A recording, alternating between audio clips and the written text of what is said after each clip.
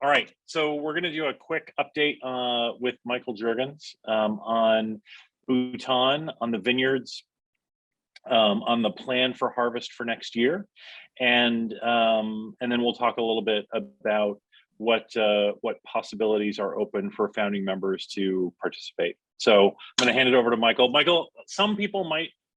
There's going to be a couple of people on this list that haven't met you, so maybe a quick intro, and then like if you want to do like a 2-minute background on the Bhutan Wine Company and what you're doing there, and then talk about harvest for next year.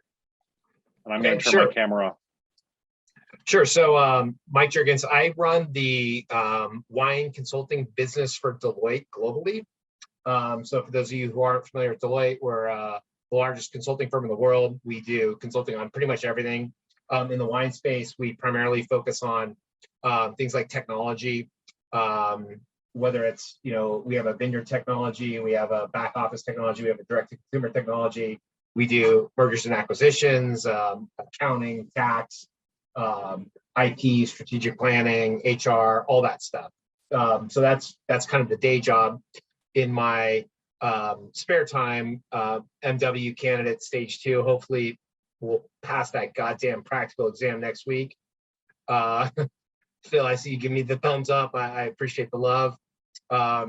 Written a bunch of books about wine and started the wine industry in the Kingdom of Bhutan, which to me, like I randomly was in Bhutan running a marathon and noticed that the terroir just seemed amazing.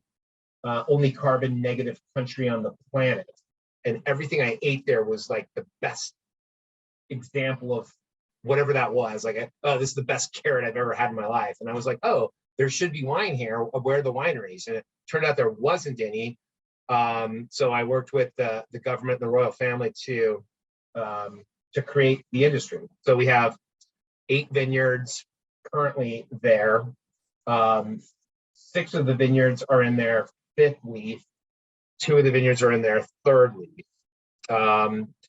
And the goal is to kind of grow over the next 6 to 7 years to about 2,000 acres, which is 800 hectares for you European guys, and try to do something that's really terroir driven and showcases the beauty of this magnificent carbon negative country.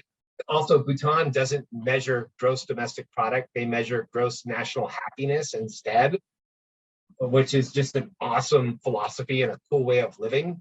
And so, trying to capture that, the essence of this country in a bottle and market it to the global wine scene is what we're trying to do. Been working on this project for many, many years, and it's starting to come to fruition. So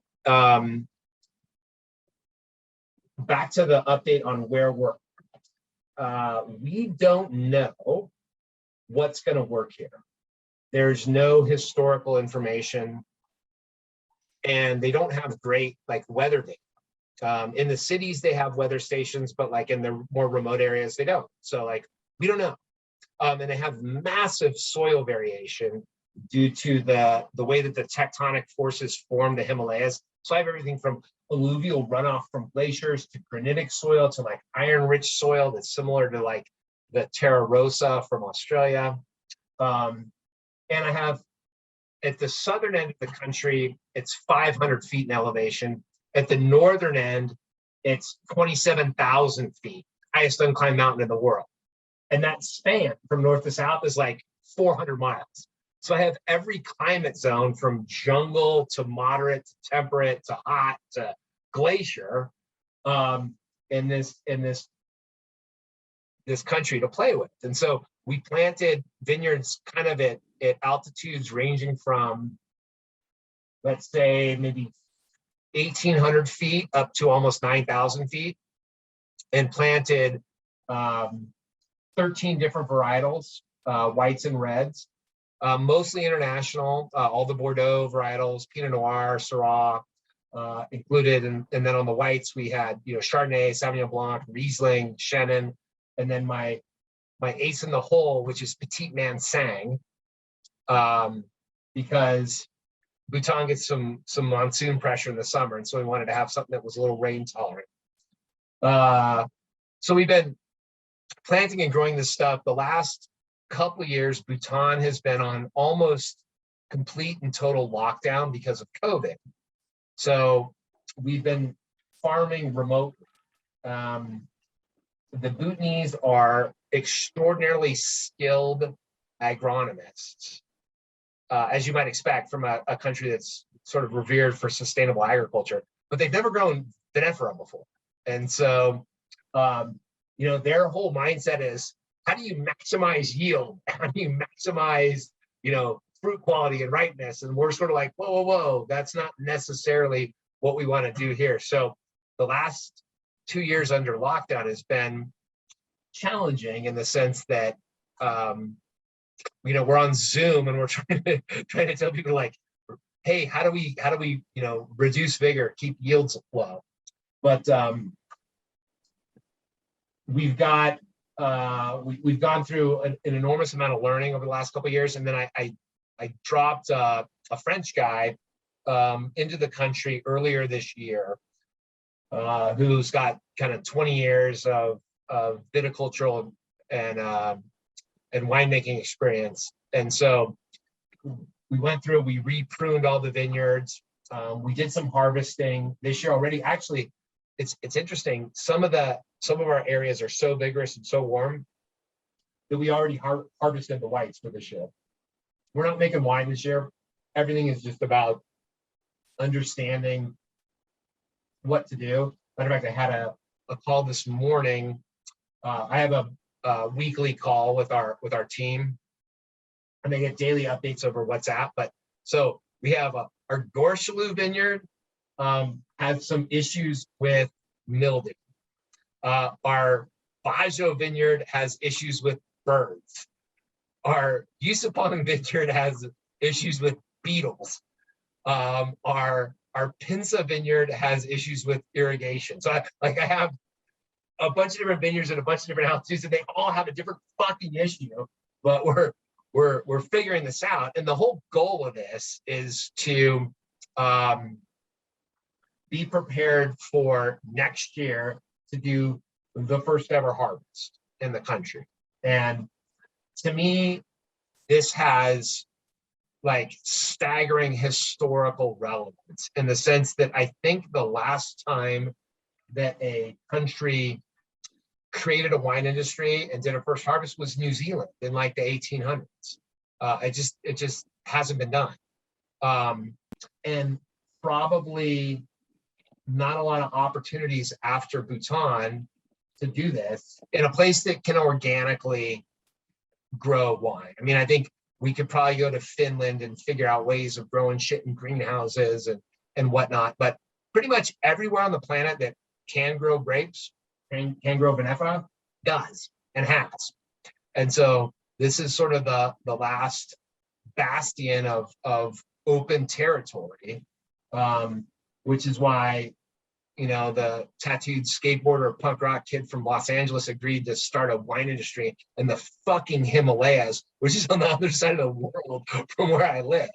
It's just the opportunity to get to do this. I mean, it's just the coolest thing I could possibly think of doing in the wine industry of all time. So to that end, I think, Dave, back to your question about where can people play. What does next year look like? So next year, we're still figuring that out. But one of the things we're really honing in on right now is when is harvest.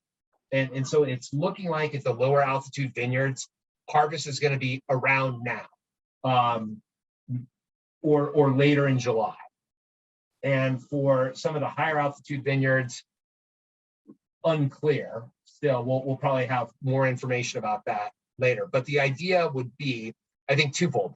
We want to put together a steering committee from the Club dVIN members, founding members, of folks that want to help us figure out how to do this strategically. And I'm not the smartest guy in the room by a long shot. And so the more smart people that can help us think this through, the better. And the idea would be that we would take a small group over to Bhutan in September to visit the vineyards, do some planning for first harvest, first barrel in the next 8 weeks. And then ideally next year, we'd have a lot of different opportunities for folks to come over and help us do this. And whether that is helping us harvest the grapes or helping us, actually turn the grapes into wine, we'll probably spread that out over a few weeks. The timing is still unclear a little bit because it's never been done before. But yeah, what we'd love to do is bring, groups over kind of a week at a time and let people have the opportunity to experience Bhutan and hike up to Tiger's Nest, which if you don't know what that is, it's like one of the most, just Google Tiger's Nest and click on images and you'll recognize it when you see it. That's in Bhutan. And get the opportunity to explore this magical country, at the same time get to participate in literally the first ever fucking harvest of a country ever, which is just super cool. So that was a ton of information, rapid fire. Dave, I'll pause. That was super great, and really, really helpful. So kind of what we think are that there are a few different opportunities for founding members to participate. And let me start by saying what it looks like, or what we've talked about for next year, this event, to be clear, just from the start, it's not going to be an event where 200 or 300 people show up on the same place at the same time. That we just don't have the infrastructure for that. I don't know if we could even get the visas for that. That doesn't really make sense. What we're thinking about for Harvest is, and correct me if I'm wrong with some of these numbers, Michael, but what we were thinking is somewhere between 10 and 15 different weeks. And then each week is somewhere between 15 and 20 people. Does that still sound right to you? Yeah, it still sounds right. I think what we don't know is the spectrum of weeks. So what it's looking like, and we're learning a lot this year. It would have been awesome if we could have had some skilled viticulturalists in the country last year to really watch the vineyards, but we couldn't, right? So this year we've learned a ton, but it's looking like the lower altitude vineyards are probably going to be harvested in late July. And then the higher altitude stuff is going to come in, later. We'll find out, we'll be more precise as this year progresses, but I would guess late August, early September. So it even could be, non-consecutive. It might be non-consecutive. Yeah. But the idea would be, we'll schedule some time where people can come, and we'll organize a trip, and then folks can come over and they can visit Bhutan, and then at the same time help us with whatever's going on at that particular moment. So it could be, actually harvesting grapes, or it could be, helping make some wine, or it could be harvesting the higher altitude stuff. Just we're gonna play that a little bit by ear, unfortunately. So we think that there will be pretty good opportunity for activities around harvest and crush starting, probably the 3rd or 4th week of July and stretching until probably end of September. Does that sound right to you? That sounds right. Yeah. So with about 12 probably weeks. A bit of a gap in the middle of August from a harvesting perspective. But yeah. From a harvesting perspective, but there will still be winemaking if we want to do it then. And then again, we're thinking small groups, 20 maximum. I think that our sweet spot is going to be right around 15 packs per week. There's certainly the opportunity if people would like to do multiple weeks. That's I think that we could talk about that, but I think the standard is going to be you come for 1 week.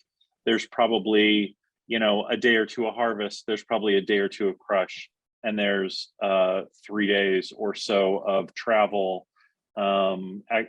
Harvest, maybe a little harvest celebration. We'll have some great meals. We'll go and visit Tiger's Nest. Everyone will get to visit Tiger's Nest, and probably some other cool stuff that we'll do as well. Does that sound right? Is there anything I'm leaving out? Yeah, and I think that I mean, Bhutan's a bucket list travel destination basically for everybody, right? Right. If the world, if you talk to people who travel, there's people who don't know what Bhutan is, and there's people who do, and the people that do, they're like, that's top two on my bucket list of places to go. So I think we would, to the extent that people wanted to extend and do some of the other things that you could do there, whether it's whitewater rafting or trekking in the Himalayas or whatever, we make that available too. Yeah, Christian. Oh, Did you have a question, Christian? no, I'm sorry. I thought I was on mute. I'm sorry. Apologize. It's okay. No, No worries, you're no fine. worries, man. So the opportunities for founding members, there's kind of like three different levels. The first is the steering committee, and what we're thinking is a small group, 5 or 6. We're gonna go. I'm thinking actually, Michael, to piggyback off of Provine Singapore, if that makes sense. Yeah, and there's like- you can get a direct flight from Singapore to Bhutan. It's one of 3 places that you can actually get a direct. So that's why it seems to make sense to me. And like when's it's Provine September, I think it's 5th through the 8th. Okay. Yeah. That's what I think. I think it is, but we'll get some dates down in the next couple of days. But I'm thinking it could be a good like couple 3-4 day trip after Provine. For people that are going to Provine, I think it would be great. So that's kind of one thing is, people that want to be on the steering committee, help us, come with us, help us figure it out. But Again, I think to that And it's end, 4 or 5 people, right? if you want to be part of the steering committee, I think my expectation would be that it's not just a glorified title. Like, you'll help us. Like, we want insights. Yeah. We want people to really try to help us figure this out, because it truly is untapped territory. And and it's going to be it's not a boondoggle. It's a responsibility to help us, not just in kind of planning and putting it together, but also helping us to promote it to our members. I mean, we're going to need all of the people that participate in the steering committee are going to need to like stand up and do all of the Zoom calls that we do, all of the different promotional things that we do with our members. Like, these are going to be the people that have seen it on the ground. So we really need them to kind of help us to get the word out. Yeah, and I think that the trips, for First Harvest will be a little bit more boondoggle-ish, and they require a little less effort and commitment. But for the steering committee folks, I think we would want people that are like, hey, we want to help you do this. Yeah. So, and then next year, again, we're thinking it's going to be right around 12 weeks. And obviously any of our founding members are welcome to come. They're going to get kind of first dibs on picking a spot and being part of the group. But there is an opportunity. I'm only going to be able to go for 1 or maybe 2 weeks. I know Bedad is going to want to go for at least 1 week. Michael, I don't know how many weeks you're planning on being there during harvest, but I can't imagine you're going to be able to be there all 12 weeks. That's correct. So part of what we want to talk to founding members about is being a host. So we're going to have event planning people on the ground. We'll have Club dVIN staff there as well to kind of do the go this way to the van. But we're really looking for someone to kind of be the host for each week that we're there. And I can handle some of the weeks. Michael, I know you'll handle some, but we'd like to find members that are willing to be the host, to do a little bit of extra work. Obviously there will be some prep work. There will be some, kind of making sure that that we're having good conversations, making sure that if there's a problem that we're calling the right people and getting stuff done. But mostly it's kind of being the being the host, making sure that everyone's having a good time. And we are prepared to kind of subsidize your travel if you're willing to be the host for one of those weeks. So if you're willing to do that, please get in touch with me and we can start figuring out schedules. And then obviously, if you just want to be a guest, we're gonna make sure and get expressions of interest and kind of first and second choices of which week you'd like to go. Starting for founding members, starting probably in the next month or two. So we'll start getting that information pretty quickly, and that's really all I wanted to say. Michael, was there more that you wanted to add to that? I do want to talk a little bit about this concept of first barrel, because I think this, to me, this is like one of the coolest fucking things ever. So imagine if you had one of the first bottle of wine ever bottled in the United States. It would be in the Smithsonian. Or the first bottle of wine ever bottled in France. It'd be in the Louvre. I'm about to make the first bottle of wine ever in an emerging wine region. And so we have this concept of first barrel where, and I literally kind of go back and forth. Like, one of my ideas for first barrel is that we combine all of the wine, all of the reds from all of the vineyards into a single barrel, which will yield it basically undrinkable wine, but it will really truly be a testimonial to kind of the first approach of a country. Versus, we may find that like one varietal is doing so significantly well that we really want to double down on that, make that truly the first barrel. But like my idea around it is, or our idea around it is this idea of take that first barrel. This is the first barrel wine ever made in the country. There's 300 bottles, and we're going to dole out those bottles with extreme prejudice about to where they go. And so I think one of the things for me is, if you're a founding member, if you're part of the steering committee, you're going to get one of those. You, along with the government, the royal family, and probably some museums, and maybe a few lucky others, you're going to get to have this. And whether or not it's drinkable, I don't know. But you're going to have a piece. No one's ever going to open it. Yeah. No one's ever going to open it. It's going to be a piece of history. We're gonna add an NFT to it, so it provides provenance and authenticity, and a cool box and a cool story. And you'll get one of those if you want to be a part of the steering committee. But the downside is like, we're gonna expect you to work too. Like, this isn't just show up and be pretty like David does. Some fucking hard work. That's right. It's gonna be it's gonna be hard work, but it's really gonna be fun. Like, I'm so looking forward to it. Like, even just having the conversations about, not only, the vinification, which is super interesting, and like how the wine is going to be made, how the grapes are being grown, but, even into what do the labels look like? How are you thinking about packaging it? How are you thinking about can I tell the story about the brand? What is the program for the next 2 generations? No, go ahead. So in Bhutan, they have this tradition that when a baby is born, you take the baby to the monks, and the monks name the baby first name, second name. So you can't tell who's related to anybody, because they all have different fucking last names. It's maddening. So when we launched the brand, we said, hey, let's have this has been an extremely collaborative project with the government. So we're like, hey, let's go to the namer monks, and we'll have them name our baby. And we're like, okay. So we go to the namer monks. We're like, I'm making wine for the first time. Name our baby. And so they're like, all right, we got this. So 6 weeks later, they come back and they're like, all right, your name is Serkem. Serkem, Serkem. And I'm like, I don't know what the fuck that means. What does that mean? And they're like, okay, so when you visit a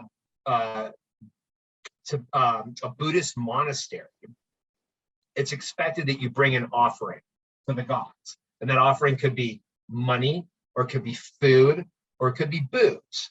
And if the offering is alcohol, then that is called Serkem, and is the alcohol of the gods. So that's the name given to our brand by the master namer monks of Bhutan, the alcohol of the gods, which I just think is The nectar of the gods. It's the nectar of the gods. Yeah, truly.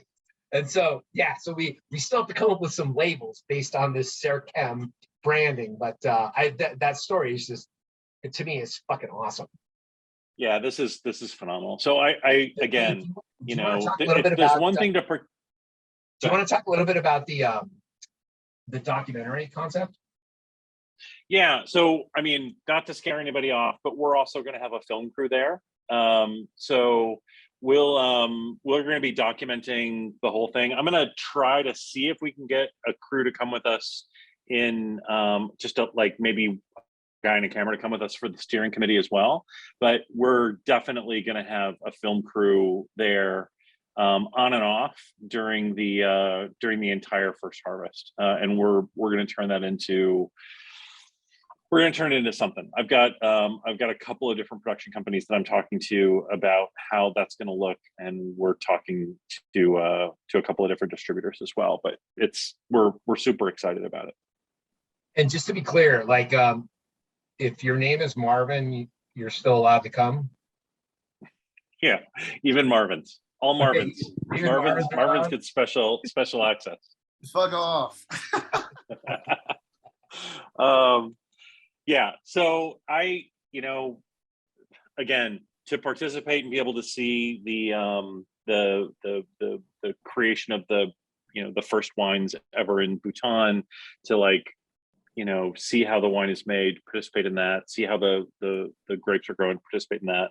That's all great, but for me and kind of for Club dVIN, not to get hokey, but we're really kind of about culture, and I think participating in the creation of wine culture for Bhutan, like to the extent that we can do that very humbly, but like figuring out what those helping to figure out what those traditions are going to be, helping to figure out, like helping to celebrate the creation of these first wines, and like helping to create the path forward. I'm humbled by that, but also really excited about it, and I think it's going to be a lot of fun and really just a once in a lifetime experience. Well, and all joking aside, when I think about this, like this is, none of us will truly see the benefit of this in our lifetime. Like this is for our grandchildren, and if you fast forward 50 years and you look at, the world 50 years from now, the wine world, and climate change and how that's affected everything, and the ability to have multiple climate zones to play with, and the ability to really take a country that's renowned for agricultural prowess and redirect them into the making of wine, and subsistence farmers who are growing rice on paddies, but have unused slopes in between the paddies. And I mean, it's transformative to a nation. And I get a little choked up when I think about this shit. But like truly, this is a transformational project for this country. And when you layer on the fact that the produce that is coming out of there is world class on multiple levels. I mean, they grow the world's best red rice. They grow the world's best cardamom. They grow the world's best mandarin oranges, and these crazy obscure verticals. It's not insane to think that they could be making wines that rival the Grand Crus of the world. Probably not within 10 years, but within 50 for sure. And the fact that we get to be part of the catalyst that makes that happen is fucking cool. And no one will recognize it in our lifetimes. But maybe there'll be a plaque, in the town square that says Club dVIN made this shit happen, and Mike Juergens helped, and Yeah, this is gonna be fun. Anyways, all right, that's I think that's enough for right now. I'm gonna stop the recording, and send this out to everybody that couldn't make it today. Before we finish, I'll just say, good luck, Michael. Anyone listening to this before, what is it, Tuesday the 26th? Tuesday the 26th. Send Michael, all your best wishes and best vibes for passing the MW exam. So congratulations on getting this far, and good luck on the exam next Tuesday. Thanks, Sean. Thanks, and more information coming soon.